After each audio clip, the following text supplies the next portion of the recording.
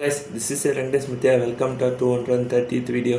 இந்த வீடியோவில் நம்ம என்ன பார்க்க போகிறோம்னா திருக்குறள் இருக்கிற அதிகாரம் நம்பர் 23 ஈகையில் இருக்கிற குறள் நம்பர் 10 பார்க்க போகிறோம். குறள் சாதலின் இன்னாத இலை இனிது அதுவும் ஈதல் இயையாய் கடை. இதோட பொருள் என்னென்னா நமக்கு எல்லாருக்குமே இறப்பு சாவு ஓகேவா இல்லைனா சாவுன்பாங்க.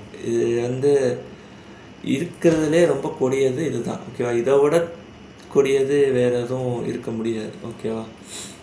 ஸோ அதை விட கொடியது என்னவா இருக்கலாம் அப்படின்னு திருவள்ளுவர் சொல்கிறாருன்னா, நம்மளால் இந்த வறுமையில் இருக்கிறவங்களுக்கு வறுமையில் கஷ்டப்படுறவங்களுக்கு ஹெல்ப் பண்ண முடியலைங்கிறதோ இல்லைன்னா வறுமையில் இருக்கிறவங்களுக்கு உணவை அளிக்க முடியலை, அவங்க பசியை தீர்க்க முடியலை அப்படிங்கிறதோ சாவை விட கொடியதானது.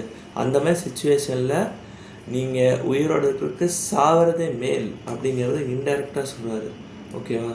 ஸோ இறப்பை விட இந்த ஈதல் பண்பு ரொம்ப இம்பார்ட்டன்ட், ஈகை பண்பு ஓகேவா.